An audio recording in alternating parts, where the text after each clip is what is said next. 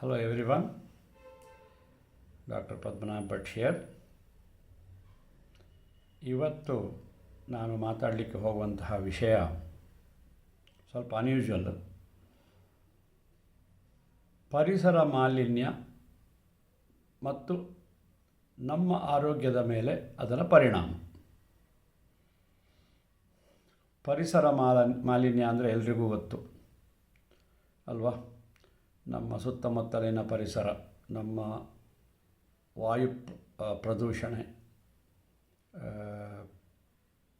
ಎಲ್ಲ ರೀತಿಯಲ್ಲಿಯೂ air quality ಕಮ್ಮಿ ಆಗ್ತಾಯಿದೆ. ನೀವು ಕೇಳಿರ್ಬೋದು, ಡೆಲ್ಲಿನಲ್ಲಿ ಏರ್ ಕ್ವಾಲಿಟಿ ಎಷ್ಟು ಕಮ್ಮಿ ಆಗಿದೆ ಅಂದರೆ ಉಸಿರಾಡಲಿಕ್ಕೆ ಸಾಧ್ಯ ಇಲ್ಲ, ಎಲ್ಲ ಮಾಸ್ಕ್ ಹಾಕ್ಕೊಂಡು ತಿರುಗ್ತಾ ಇದ್ದಾರೆ ಅಂತ ಹೇಳಿಬಿಟ್ಟು. ಹಾಗೆ ನಮ್ಮ ಬೆಂಗಳೂರಿನಲ್ಲಿ ಅಷ್ಟೊಂದು ಆಗಲಿಲ್ಲ, ನಮ್ಮ ದಕ್ಷಿಣ ಭಾರತದಲ್ಲಿ ಅಷ್ಟೊಂದಿಲ್ಲ. ಬಟ್ ಮುಂದಕ್ಕೆ ಆಗುತ್ತೆ. ಬಟ್ ಇದರಿಂದ ನಮಗೇನು ತೊಂದರೆ, ನಮ್ಮ ಆರೋಗ್ಯಕ್ಕೆ, ಮೆಡಿಕಲ್ ಫೀಲ್ಡಲ್ಲಿರುವವರಿಗೆ ನಾವು ಆರೋಗ್ಯದ ಬಗ್ಗೆ ಯೋಚನೆ ಮಾಡ್ತೀವಿ. ಏನೇನಾಗ್ಬೋದು? ಪರಿಸರ ಮಾಲಿನ್ಯ ಅಂದರೆ ಏನು? ಫಸ್ಟ್ ಆಫ್ ಆಲ್, ಪರಿಸರ ಮಾಲಿನ್ಯ ಅಂದರೆ ಎನ್ವಿರಾನ್ಮೆಂಟಲ್ ಪೊಲ್ಯೂಷನ್ ಯಾವುದರಿಂದ ಆಗುತ್ತೆ? ಪೊಲ್ಯೂಷನ್, ಡಸ್ಟ್, ಸ್ಮೋಕ್, ಆಮೇಲೆ ಕೆಮಿಕಲ್ಸ್, ಇಂಡಸ್ಟ್ರಿಯಲ್ ಎಫ್ಲುಯೆಂಟ್ಸ್, ನಾವು ಕಾರ್ಖಾನೆಯಿಂದ ಹೊರಗಡೆ ಬರುವಂತಹ ಅದರಲ್ಲಿ ರಾಸಾಯನಿಕ ವಸ್ತುಗಳು ಇರ್ತವೆ, ಹೊಗೆನೂ ಇರ್ತದೆ, ಎಲ್ಲ ಇರ್ತದೆ ಅಲ್ವಾ? ಸೊ ಇದೆಲ್ಲ ನಮ್ಮ ಪರಿಸರವನ್ನು, ನಮ್ಮ ಸುತ್ತಮುತ್ತ ಇರುವಂತಹ ಗಾಳಿಯನ್ನು ಪೊಲ್ಯೂಟ್ ಮಾಡ್ತದೆ, ಪ್ರದೂಷಣೆ ಮಾಡ್ತದೆ ಅಲ್ವಾ? ಬಟ್ ಇದನ್ನು ನಿಮಗೆ ನಿಯಂತ್ರಣ ಮಾಡಲಿಕ್ಕೆ ಸಾಧ್ಯ ಉಂಟು. ಅಫ್ಕೋರ್ಸ್ ಗೌರ್ಮೆಂಟ್ ಲೆವೆಲಲ್ಲಿ ಸಾಕಷ್ಟು ಅದಕ್ಕೆ ಕಾನೂನುಗಳನ್ನು ಮಾಡಿದ್ದಾರೆ. ಒಂದು ವಾಹನದಿಂದ ಬರುವಂಥ ಹೊಗೆಯನ್ನು ನಿಯಂತ್ರಣ ಮಾಡಲಿಕ್ಕೆ ಹಾಗಾಗಿ ಅವರು ಇದ್ರದ್ದು ಎಮಿಷನ್ ಟೆಸ್ಟ್ ಅಂತ ಮಾಡಿಸ್ಬೇಕು, ಈ ಥರ ಎಲ್ಲ ಕಾನೂನುಗಳು ಮಾಡಿದ್ದಾರೆ. ಕಾನೂನು ಬಹಳ ಚೆನ್ನಾಗಿದೆ ನಮ್ಮ ದೇಶದಲ್ಲಿ, ಬಟ್ ಪಾಲನೆ ಮಾಡುವವರು ಭಾಳ ಕಮ್ಮಿ. ನೀವು ತಗೊಂಡ್ರು, ಯಾವಾಗ ನಾವು ಎಮಿಷನ್ ಟೆಸ್ಟ್ ಮಾಡಿದ್ದೀವಿ ಅಂತ ನೀವು ಯೋಚನೆ ಮಾಡೋದಿಲ್ಲ ಅಲ್ಲ. ಮತ್ತು ಹೆಲ್ತ್ ಹೆಜಾರ್ಡ್ ಅಂತ ಹೇಳ್ತೀವಿ. ಆಮೇಲೆ ಇನ್ನು ಕೆಲವರು ಸಿಗರೇಟ್ ಎಳಿತಾರೆ, ಸಿಗರೇಟ್ ಎಳೆದ್ಬಿಟ್ಟು ಹಾಗೆ ಗಾಳಿಯಲ್ಲಿ ಬಿಟ್ಬಿಡ್ತಾರೆ ಅದನ್ನು. ಅದು ತುಂಬ ಡೇಂಜರಸ್ಸು, ನಿಕೋಟಿನ್ ಯುಕ್ತವಾದಂತಹ ಹೊಗೆ ಅದು. ಸೊ ಹೀಗೆ ಹಲವಾರು ಕಾರಣಗಳಿಂದ ನಮ್ಮ ವಾಯು ಮಾಲಿನ್ಯಗೊಳ್ಳುತ್ತದೆ, ಏರ್ ಪೊಲ್ಯೂಷನ್ ಆಗ್ತದೆ. ಸೊ ಈ ಏರ್ ಪೊಲ್ಯೂಷನ್ನಿಂದಾಗಿ ನಮ್ಮ ದೇಹದ ಮೇಲೆ ಅದು ಯಾವ ತರಹ ಪರಿಣಾಮ ಬೀರ್ತದೆ ಅನ್ನೋದನ್ನು ತಿಳ್ಕೊಳ್ಳೋಣ ಇವಾಗ. ನಂಬರ್ 1, ಯಾವುದೇ ಪ್ರದೂಷಣೆ ಆದರೂ ಕೂಡ ನಾವು ಗಾಳಿ ತಗೊಳ್ಳೋದು ಮೂಗಿನಲ್ಲಿ ಅಲ್ವಾ? ಸೊ ಮೂಗಿನಿಂದ ಒಳಗೆ ಹೋದಂತಹ ಡಸ್ಟು ಕೆಲವು ಸರ್ತಿ ಸ್ನೀಸ್ ಮಾಡಿ, ಅಕ್ಷಿ ಮಾಡಿ ಅದು ಹೊರಗೆ ಹೋಗ್ತದೆ. ಆದರೆ ಕೆಲವು ಡಸ್ಟು, ಸ್ಮೋಕು ಒಳಗಡೆ ನಾವು ಇನ್ಹೇಲ್ ಮಾಡ್ತೀವಿ, ಮಾಡಿ ಅದು ಎಲ್ಲಿ ಹೋಗ್ತದೆ? ಶ್ವಾಸನಾಳದ ಮೂಲಕ ಶ್ವಾಸಕೋಶಕ್ಕೂ ಹೋಗ್ತದೆ. ಟ್ರೇಕಿಯದ ಮೂಲಕ ಶ್ವಾಸಕೋಶ, ಆ ಕಡೆ ಈ ಕಡೆ 2 ಶ್ವಾಸಕೋಶಗಳಿವೆ, ಲಂಗ್ಸ್ ಇವೆ, ಅಲ್ಲಿ ಹೋಗ್ತವೆ. ಅಲ್ಲಿ ಹೋಗಿ ಏನು ಮಾಡ್ತದೆ? ಕಾನ್ಸ್ಟೆಂಟ್, ಅದು ಒಂದು ದಿವಸದಲ್ಲ, ಇದು ಸುಮಾರು ದಿವಸದಿಂದ ಹೀಗಾಗ್ತಾ ಇರ್ತದಲ್ವ. ಸೊ ಅಲ್ಲಿ ಹೋಗಿ ಅದರ ಪರಿಣಾಮವನ್ನು ಬೀರ್ತದೆ. ಇನ್ನೊಂದು ಏನು ಅಂತಂದರೆ, ಬೆಂಗಳೂರಿನಲ್ಲಿ ಈ ಗಿಡಗಳು ಹೂ ಬಿಡುವಂತಹ ಸಮಯದಲ್ಲಿ, ಅಂದರೆ ಪೋಲನ್, ಈ ಹೂವಿನಲ್ಲಿ ಪೋಲನ್ ಅಂತಂದು ಪರಾಗ, ಅದು ಏನಿರ್ತದೆ ಅದು ಕೂಡ ಬೆಂಗಳೂರಿನ ವಾತಾವರಣದಲ್ಲಿ ತುಂಬ ರಿಚ್ ಆಗಿರ್ತದೆ, ತುಂಬ ಇರ್ತದೆ ಅದು.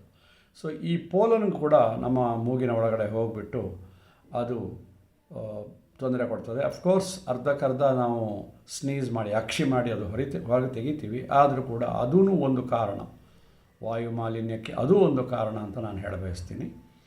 ಸೊ ಹೀಗೆ ಹೋದಂತಹ ಡಸ್ಟು, ಸ್ಮೋಕು, ಪೋಲನ್ನು, ಸ್ಮೋಕಿಂಗದ್ದು, ಇನ್ನೊಬ್ಬರು ಮಾಡಿದ್ರು ಸ್ಮೋಕಿಂಗದ್ದು ಸ್ಮೋಕು, ಇದು ಎಲ್ಲವೂ ನಮ್ಮ ಶ್ವಾಸಕೋಶದ ಮೇಲೆ ಪರಿಣಾಮ ಬೀರ್ತದೆ. ಏನೆಲ್ಲ ಆಗ್ಬೋದು? ಒಂದನೇದಾಗಿ ಮೂಗಿನಿಂದ ನೀರು ಸೋರ್ಬೋದು, ಸಿಂಪ್ಲೆಸ್ಟ್ ಅಕ್ಷಿ ಬರ್ಬೋದು. ಆಮೇಲೆ ಸ್ವಲ್ಪ ಒಳಗೆ ಹೋಗಿ ಇರಿಟೇಷನ್ ಮಾಡಿ ಬ್ರಾಂಕಿಯಲ್ ಆಸ್ಮಾ ಕಾಯಿಲೆ ಬೆಂಗಳೂರಲ್ಲಿ ಬಹಳ ಕಾಮನ್. ಆಸ್ಮಾ ಕಾಯಿಲೆಗೆ ಕಾರಣ ನಾನು ಬ್ರಾಂಕಿಯಲ್ ಆಸ್ಮಾ ಚಾಪ್ಟರಲ್ಲಿ ಟಾಪಿಕಲ್ಲಿ ಮಾತಾಡಿದ್ದೀನಿ. ಸೊ ಆಸ್ಮಾ ಅಂದರೆ ಉಸಿರಾಟಕ್ಕೆ ತೊಂದರೆ. ಯಾಕೆಂದರೆ ಈ ಎಲ್ಲ ಧೂಳು, ಹೊಗೆ ಇತ್ಯಾದಿಗಳು ಒಳಗೆ ಹೋಗಿ ನಮ್ಮ ಶ್ವಾಸನಾಳದ ಪದರವನ್ನು, ಶ್ವಾಸನಾಳದ ಡಯಾಮೀಟ್ರನ್ನು ಕಮ್ಮಿ ಮಾಡ್ತವೆ. ಯಾಕೆಂದರೆ ಉಬ್ಬುತ್ತದೆ, ಅದು ಉಬ್ಬಿದಾಗ ಏನಾಗ್ತದೆ, ಡಯಾಮೀಟ್ರ್ ಕಮ್ಮಿ ಆಗ್ತದೆ. ಈಗ ಇದು ಶ್ವಾಸನಾಳ ಆದರೆ ಅದು ಎಲ್ಲ ಕಡೆ ಉಬ್ಬಿದರೆ ಏನಾಗ್ತದೆ, ನ್ಯಾರೋ ಆಗ್ತದಲ್ವಾ, ಗಾಳಿಗೆ ಹೋಗಲಿಕ್ಕೆ ಜಾಗ ಕಮ್ಮಿ ಆಗ್ತದೆ. ಹೋಗಲಿಕ್ಕೆ ಕಮ್ಮಿ ಆದಾಗ ಏನಾಗುತ್ತೆ, ಕಷ್ಟಪಟ್ಟು ನಾವು ಎಳಿಬೇಕಾಗ್ತದೆ ಅಲ್ವಾ. ಸೊ ಈ ಕಷ್ಟಪಟ್ಟು ಎಳೆಯುವುದು, ಕಷ್ಟಪಟ್ಟು ಬಿಡುವುದು, ಉಚ್ಛ್ವಾಸ ನಿಶ್ವಾಸಗಳು ಕಷ್ಟವಾಗ್ತದೆ. ಅದೇ ಬ್ರಾಂಕಿಯಲ್ ಆಸ್ಮಾ, ಅಲರ್ಜಿಕ್ ಬ್ರಾಂಕೈಟಿಸ್ ಅಂತ ಕೂಡ ಅದಕ್ಕೆ ಹೇಳ್ತಾರೆ. ಸೊ ಆಸ್ಮಾ ಅನ್ನೋದು ಬಹಳ ಸಾಮಾನ್ಯ ಕಾಯಿಲೆ. ಇದು ಬರುವುದೇ ವಾಯು ಮಾಲಿನ್ಯದಿಂದಾಗಿ ಬರುವಂಥದ್ದು. ಆಮೇಲೆ ಇನ್ನೇನಾಗ್ಬೋದು, ಕಾನ್ಸ್ಟೆಂಟಾಗಿ ಈ ಥರ ಧೂಳು, ಹೊಗೆ, ಸ್ಮೋಕಿಂಗು, ಸ್ವಂತ ಸ್ಮೋಕಿಂಗು ಅಥವಾ ಇನ್ನೊಬ್ಬರ ಸ್ಮೋಕಿಂಗ್, ಪ್ಯಾಸಿವ್ ಸ್ಮೋಕಿಂಗ್ ಅಥವಾ ಆ್ಯಕ್ಟಿವ್ ಸ್ಮೋಕಿಂಗ್, ಇದು ಒಳಗೆ ಹೋಗಿಬಿಟ್ಟು ಇದು ಲಂಗ್ಸಲ್ಲಿ ಅದರ ಜೊತೆ ಕೆಲವು ರೋಗಾಣುಗಳು, TB ಉಂಟು ಮಾಡುವಂಥ ರೋಗಗಳು ಇವೆಲ್ಲ ಒಳಗೆ ಹೋಗಿ ಶ್ವಾಸಕೋಶವನ್ನು ಡ್ಯಾಮೇಜ್ ಮಾಡ್ತವೆ. ಸೊ ಟ್ಯೂಬರ್ಕ್ಯುಲೋಸಿಸ್ ಕೂಡ ಆಗ್ಬೋದು. ಆಮೇಲೆ ಅಲರ್ಜಿಕ್ ಬ್ರಾಂಕೈಟಿಸ್ ಆಯಿತು. ಅಲರ್ಜಿಕ್ ಟ್ರೇಕಿಯಾ, ಈ ಶ್ವಾಸನಾಳದಲ್ಲಿ ಕೂಡ ಇರಿಟೇಷನ್ ಆಗಿಬಿಟ್ಟು ಟ್ರೇಕಿಯೈಟಿಸ್ ಆಗ್ಬೋದು, ಇನ್ಫ್ಲಮೇಷನ್ ಆಗಿಬಿಟ್ಟು ಉಸಿರಾಡಲಿಕ್ಕೆ ಕಷ್ಟ ಆಗ್ಬೋದು. ಆಮೇಲೆ ಇನ್ನು ಬಹಳ ವರ್ಷಗಳ ತನಕ, ಬಹಳ ತಿಂಗಳು, ಬಹಳ ವರ್ಷಗಳ ತನಕ ಈ ಥರ ಎಕ್ಸ್ಪೋಜರ್ ಆದರೆ ಮಾಲಿನ್ಯಕ್ಕೆ, ಅದು ಲಂಗ್ ಕ್ಯಾನ್ಸರನ್ನು ಉಂಟು ಮಾಡ್ಬೋದು. ಅಥವಾ ಬ್ರಾಂಕಿಯಲ್ ಕ್ಯಾನ್ಸರ್ ಅಂದರೆ, ಬ್ರಾಂಕಸ್ ಅಂದರೆ ನಿಮಗೆ ಆವಾಗಲೇ ಅರ್ಥ ಆಗಿರ್ಬೋದು. ಬ್ರಾಂಕಸ್ ಅಂದರೆ ವಾಯುನಾಳ, ಟ್ರೇಕಿಯಾದಿಂದ 2 ಬ್ರಾಂಕಸ್ಸು ಶ್ವಾಸಕೋಶದೊಳಗೆ ಹೋಗ್ತದೆ. ಸೊ ಬ್ರಾಂಕೋಜೆನಿಕ್ ಕಾರ್ಸಿನೋಮಾ ಅಂದರೆ ಶ್ವಾಸನಾಳದ ಅದು ಕ್ಯಾನ್ಸರ್, ಅಥವಾ ಶ್ವಾಸಕೋಶದ ಕ್ಯಾನ್ಸರ್. ಶ್ವಾಸಕೋಶ ಅಂದರೆ ಲಂಗ್ಸ್, ಸೊ ಅದರ ಕ್ಯಾನ್ಸರ್ ಕೂಡ ಬರ್ಬೋದು. ಸೊ ಇದು ಬಹಳ ಸಾಮಾನ್ಯವಾದಂತಹ ಸೈಡ್ ಎಫೆಕ್ಟ್ ಇದು ಪೊಲ್ಯೂಷನ್ನಿಂದಾಗಿ. ಇದು ಅಲ್ಲದೆ ಇನ್ನೂ ಕೆಲವು ಸೈಡ್ ಎಫೆಕ್ಟ್ಗಳಿದೆ, ಇದರಿಂದ ತೊಂದರೆಗಳಿವೆ ಅಂತ ಕಂಡುಹಿಡಿದಿದ್ದಾರೆ. ಅದರಲ್ಲಿ ಡ್ಯಾಮೇಜ್ ಆನ್ ದ ನರಗಳ ಮೇಲೆ ಇದು ಡ್ಯಾಮೇಜ್ ಮಾಡ್ತದೆ ಅಂತ ಕಂಡುಹಿಡಿದಿದ್ದಾರೆ. ಆಮೇಲೆ damage on the cardiovascular system, heart ಮೇಲೆ ಪರಿಣಾಮ ಉಂಟು ಮಾಡ್ತದೆ. ಹಾರ್ಟ್ ಮೇಲೆ ಪರಿಣಾಮ ಉಂಟು ಮಾಡಿಬಿಟ್ಟು ಹಾರ್ಟಿನ ಕೆಲವು ಹೃದಯದ ಕಾಯಿಲೆಗಳು, ಆಮೇಲೆ ಸ್ಟ್ರೋಕ್ ಆಗ್ಬೋದು. ಸ್ಟ್ರೋಕ್ ಅಂದರೆ ಇದು ಪಾರ್ಶ್ವವಾಯು, ತಲೆಗೆ ಸ್ಟ್ರೋಕ್ ಹೊಡೆದ್ಬಿಟ್ಟು ಅವನಿಗೆ ಪಾರ್ಶ್ವವಾಯು ಆಯ್ತಂತೆ, ಪ್ಯಾರಾಲಿಸಿಸ್ ಆಯ್ತಂತಂದು ಹೇಳಿದ್ರಲ್ವ. ಸೊ ನ್ಯೂರಲಾಜಿಕಲ್ ಡಿಸಾರ್ಡರ್ಸು, ಹಾರ್ಟಿಗೆ ಪ್ರಾಬ್ಲಮ್ಮು, ಇದೆಲ್ಲ ಆಗ್ಬೋದು. ಇತ್ತೀಚೆಗೆ ಏನು ಕಂಡುಹಿಡಿದಿದ್ದಾರೆ ಅಂತ ಅಂದರೆ, ಇದು ನಮ್ಮ ಡೈಜೆಸ್ಟಿವ್ ಸಿಸ್ಟಮ್ ಮೇಲೆ ಕೂಡ, ಅಂದರೆ ಜೀರ್ಣಾಂಗ ವ್ಯೂಹದ ಮೇಲೆ ಕೂಡ, ಡೈಜೆಸ್ಟಿವ್ ಸಿಸ್ಟಮ್ ಮೇಲೆ ಕೂಡ ಪರಿಣಾಮ ಉಂಟು ಮಾಡ್ತದೆ ಅಂತ ಕಂಡುಹಿಡಿದಿದ್ದಾರೆ. ಅದು ಅಲ್ಲದೆ ಇತ್ತೀಚೆಗೆ metabolic diseases like diabetes, thyroid, ಇದು ಕೂಡ ಬೇಸಿಕಲಿ ಏರ್ ಪೊಲ್ಯೂಷನಿಂದ ಬರುತ್ತೆ ಅಂತ ಕಂಡುಹಿಡ್ತಿದ್ದಾರೆ. ಸೊ ಇದು ಸಾಧಾರಣ ಮಟ್ಟಿಗೆ. ಇತ್ತೀಚಿನ ಸಂಶೋಧನೆ ಪ್ರಕಾರ ಸಂತಾನೋತ್ಪತ್ತಿ ಕೂಡ ಕಮ್ಮಿ ಆಗ್ತಾ ಇದೆ. ಸಂತಾನೋತ್ಪತ್ತಿ ಗಂಡಸರಲ್ಲಿ, ಪರ್ಟಿಕ್ಯುಲರ್ಲಿ ಗಂಡಸರಲ್ಲಿ, ಹೆಂಗಸರಲ್ಲಿ ಅಫ್ಕೋರ್ಸ್ ಓವಮ್ ಡೆಸ್ಟ್ರಾಯ್ ಆಗ್ಬೋದು. ಸೊ ಇದು ಗಂಡಸು ಮತ್ತು ಹೆಂಗಸರಲ್ಲಿ ಅವರ ಮಕ್ಕಳನ್ನು ಉಂಟು ಮಾಡುವಂತಹ ಶಕ್ತಿಯನ್ನು ಕಮ್ಮಿ ಮಾಡ್ತಾ ಇದೆ. ಸೊ ಸಂತಾನೋತ್ಪತ್ತಿಗೆ ಕೂಡ ಇದು ಅಡ್ಡ ಬರ್ತಾ ಇದೆ ಅನ್ನೋದನ್ನು ಕಂಡುಹಿಡಿದಿದ್ದಾರೆ. ಅವಾಗಲೇ ಹೇಳಿದಾಗೆ ಮೆಟಬಾಲಿಕ್ ಡಿಸೀಸಸ್ ಲೈಕ್ ಡಯಾಬಿಟೀಸು, ಅದಕ್ಕೆ ಕೂಡ ಮೂಲ ಕಾರಣ ಅಫ್ಕೋರ್ಸ್ ಇನ್ಸುಲಿನ್ ಸೆಕ್ರೇಷನ್ ಕಮ್ಮಿ ಆಗಿಬಿಟ್ಟು ಡಯಾಬಿಟಿಸ್ ಬರುತ್ತೆ ಅಂತ ನಾವು ಹೇಳ್ತೀವಿ. ಬಟ್ ಯಾಕೆ ಎಲ್ರಿಗೂ ಬರೋದಿಲ್ಲ? ಸೊ ಯಾರು ಎಕ್ಸ್ಪೋಸ್ ಆಗಿರ್ತಾರೋ ಅವರಿಗೆ ಬೇಗ ಬರುತ್ತೆ ಅಂತ ಹೇಳ್ತಾರೆ. ಇದಕ್ಕೆ ಸಾಕಷ್ಟು ಪುರಾವೆಗಳು ಇದೆ. ನಾನು ನೋಡಿದ್ದೀನಿ, ಭಾಳ ಜನಕ್ಕೆ ಇದನ್ನು ನಾನು ನೋಡಿದ್ದೀನಿ. ಈ ಕಾರ್ಪೊರೇಷನಲ್ಲಿ ಇರೋರು, ರೋಡಲ್ಲಿ ಕಸ ಗುಡಿಸೋರು ತುಂಬ ಬಡತನ ಇದೆ. ಹಾಗೆಯೇ ನನ್ನ ಸರ್ವೀಸಲ್ಲಿ ಕೂಡ ನಾನು ಡಯಾಬಿಟಿಸ್ ಒಂದು ಕಾಲಕ್ಕೆ ರಿಚ್ ಪೀಪಲ್ಗೆ ಬರುತ್ತೆ ಅಂತೆಲ್ಲ ಇತ್ತು, ತುಂಬ ಸ್ವೀಟ್ ತಿಂತಾರೆ ಅಂತ. ಈಗ ಅದೆಲ್ಲ ಕಂಪ್ಲೀಟ್ ಬಿಲೀಫ್ ಇಲ್ಲ ಇವಾಗ. ನನ್ನ ಸರ್ವೀಸಲ್ಲಿ ಕೂಡ ನಾನು ಒಬ್ಬಳು ತುಂಬ ಕೃಶವಾಗಿದ್ಲು, ಅವಳು 4 ಮನೆ ಮುಸುರೆ ತಿಕ್ಕುವಂಥ ಕೆಲಸ, ಕಸ ಗುಡಿಸಿ ಮುಸುರೆ ತಿಕ್ಕುವಂಥ ಕೆಲಸ. ಅವಳಿಗೆ ಡಯಾಬಿಟಿಸ್ ಇದೆ ಅಂತ ಹೇಳಿದಾಗ ಅವಳು ನಂಬಲಿಲ್ಲ. ಎಲ್ಲ ಥರದ ರಕ್ತ ಪರೀಕ್ಷೆ ಮಾಡಿದಾಗಲೂ ಸೊ ಅವಳು ಡಯಾಬಿಟಿಸಿಗೆ ಮಾತ್ರೆ ತಗೊಳ್ತಾ ಇದ್ದಾಳೆ. ಇದು ತುಂಬ ಖೇದನೀಯವಾದಂಥ, ತುಂಬ ದುಃಖ ತರುವಂತಹ ವಿಷಯ.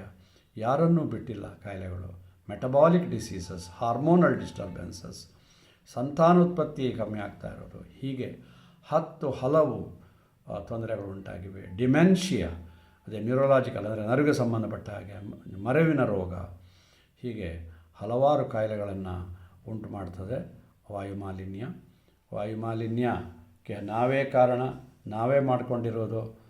ನಾವು ಎಲ್ಲರೂ ಸಿಟಿಗಳಲ್ಲಿ ತುಂಬ ಉದ್ಯೋಗದ ಚಾನ್ಸ್ ಜಾಸ್ತಿ, ಸಂಬಳ ಜಾಸ್ತಿ ಸಿಗುತ್ತೆ ಅಂತ ಹೇಳಿಬಿಟ್ಟು ಹಳ್ಳಿಯಿಂದ ವಲಸೆ ಬಂದಿದ್ದೀವಿ ಸಿಟಿಗೆ ಬಂದರೆ ಸಿಟಿಯಲ್ಲಿ ಈ ಥರ ಎಲ್ಲ ಪ್ರಾಬ್ಲಮ್ಸ್ ಇರ್ತವೆ. ಅದೇ ಹಳ್ಳಿನಲ್ಲಿ ತುಂಬ ಆರಾಮಾಗಿ, ಹಳ್ಳಿ ಕಡೆ ಇಲ್ಲೇ ಸುತ್ತಮುತ್ತ ಹಳ್ಳಿಗಳು, ಇಲ್ಲಿಂದ ಒಂದು 40-50 ಕಿಲೋಮೀಟ್ರ್ ದೂರ ಹೋದರೆ ಹಳ್ಳಿಗಳಲ್ಲಿ ಪ್ರಶಾಂತವಾಗಿ ಜೀವನ ಮಾಡ್ತಾ ಇರ್ತಾರೆ. ಯಾವುದೇ ವಾಯುಮಾಲಿನ್ಯ ಇಲ್ಲ, ಬಹಳ ಆರಾಮಾಗಿರ್ತಾರೆ, ಆರೋಗ್ಯವಂತರಾಗಿರ್ತಾರೆ. ಆರಾಮಾಗಿ ರಾಗಿ ಮುದ್ದೆ ತಿಂದ್ಕೊಂಡು, that is the best food. ನಾನು ಯಾವಾಗಲೂ ಹೇಳ್ತೀನಿ, ರಾಗಿ ಮುದ್ದೆ, ಹಿಂದಿನ ಕಾಲದವರು ರಾಗಿ ಮುದ್ದೆ ಬಹಳ ಒಳ್ಳೆಯದು ಅಂತ ಹೇಳಿದ್ದು, ಅದು ಇವಾಗ ನನ್ನ ಇಷ್ಟು ವರ್ಷದ ಪ್ರಾಕ್ಟೀಸ್ ನಂತರ ನನಗೆ ಅದು ಚೆನ್ನಾಗಿ ಮನದಟ್ಟಾಗಿದೆ. ಅದು ಶುಗರ್ ಕಾಯಿಲೆಗೆ ಒಳ್ಳೆಯದು, ಶುಗರ್ ಕಾಯಿಲೆ ಬರದಂಗೆ ತಡೀತದೆ. ಹಳ್ಳಿನಲ್ಲಿ ವಾಯುಮಾಲಿನ್ಯ ಇಲ್ಲ, ಫ್ರೆಶ್ ಗಾಳಿ ಸಿಗ್ತದೆ, ಗಿಡ ಮರಗಳು ತುಂಬ ಇರ್ತವೆ. ನಮ್ಮ ಸಿಟಿಯಲ್ಲಿ ಗಿಡ ಮರಗಳನ್ನು ಕಡಿದುಬಿಟ್ಟು ನಾವು ಕಾಂಕ್ರೀಟ್ ಜಂಗಲ್ ಮಾಡಿದ್ದೀವಿ. ಗಿಡ ಮರಗಳು ಕಮ್ಮಿಯಾಗಿ ಕಾಂಕ್ರೀಟ್ ಕಟ್ಟಡಗಳು ಜಾಸ್ತಿ ಆಗಿವೆ. ಕಾಂಕ್ರೀಟ್ ಕಟ್ಟಡಗಳು ಜಾಸ್ತಿ ಆದಾಗ ಎಫ್ಲುಯೆಂಟ್ಗಳು ಅಂದರೆ ವಿಸರ್ಜಿಸುವಂತಹ ಪದಾರ್ಥಗಳು ಕೂಡ ಜಾಸ್ತಿ ಆಗ್ತಾಯಿವೆ. ಹೀಗೆ 10 ಹಲವು ಕಾರಣಗಳಿಂದ ವಾಯು ಮಾಲಿನ್ಯ ಆಗ್ತಾಯಿದೆ. ಆ ವಾಯು ಮಾಲಿನ್ಯದಿಂದ 10 ಹಲವು ಕಾಯಿಲೆಗಳು ಬರ್ತಾ ಇವೆ ಅಂತ ಹೇಳಿ ಇವತ್ತಿನ ಈ ಮಾತನ್ನು ಮುಗಿಸ್ತಾ ಇದ್ದೀನಿ. ಮತ್ತೆ ಹೇಳ್ತಾ ಇದ್ದೀನಿ, ದಯವಿಟ್ಟು ನಿಮ್ಮ ಸ್ನೇಹಿತರಿಗೆ ಶೇರ್ ಮಾಡೋದಲ್ಲದೆ ಸಬ್ಸ್ಕ್ರೈಬ್ ಚಂದಾದಾರರಾಗಲಿಕ್ಕೆ ಹೇಳಿ, ಬೆಲ್ ಬಟನ್ ಒತ್ತಲಿಕ್ಕೆ ಹೇಳಿ. ಪ್ರತಿ ಭಾನುವಾರ ನಾನು ಲಾಸ್ಟ್ ಭಾನುವಾರ 2 ಟಾಪಿಕ್ ಮಾತಾಡಿದೆ, ಚಿಕ್ಕದು. ಈ ಸಲ ಸ್ವಲ್ಪ ದೊಡ್ಡ ಟಾಪಿಕ್ ಮಾತಾಡಿದ್ದೀನಿ. ಯೂಸ್ಫುಲ್ ಆಗಿರುತ್ತೆ ಅಂತ ನಂಬ್ಕೊಂಡಿದ್ದೀನಿ. ಸೊ ಇದರ ಬಗ್ಗೆ ಕಮೆಂಟ್ಸ್ ಬರೆಯಿರಿ, ನಿಮ್ಮ ಅನಿಸಿಕೆಗಳನ್ನು ಬರೆಯಿರಿ. ನಿಮ್ಮ ಅನಿಸಿಕೆಗಳನ್ನು ಬರೆದರೆ ನನಗೆ ಮುಂದಕ್ಕೆ ಮಾತಾಡಲಿಕ್ಕೆ ಸ್ವಲ್ಪ ಉತ್ಸಾಹ ಉಂಟಾಗ್ತದೆ. ಹಾಗೆಯೇ ಮುಂದೆ ಯಾವ ಟಾಪಿಕ್ ಮಾತಾಡ್ಬೋದು ಅಂತ ಆ ಟಾಪಿಕ್ ಕೂಡ ಸಜೆಸ್ಟ್ ಮಾಡ್ಬೋದು. ಸಜೆಷನ್ಗಳು, ಕಮೆಂಟ್ಸ್ಗಳು ಸ್ವಲ್ಪ ಆರೋಗ್ಯಪೂರ್ಣ ಮನಸ್ಸಿನಿಂದ ಬರೆಯಿರಿ. ಹರ್ಟ್ ಆಗೋ ಥರ ಬರೀಬೇಡಿ, ಯಾರಿಗೇ ಆಗಲಿ, ನನಗೆ ಅಂತಲ್ಲ. ಇಷ್ಟು ಹೇಳಿ ನನ್ನ ಇವತ್ತಿನ ಈ ವಿಷಯವನ್ನು ಮುಗಿಸ್ತಾ ಇದ್ದೀನಿ. ಜೈ ಹಿಂದ್.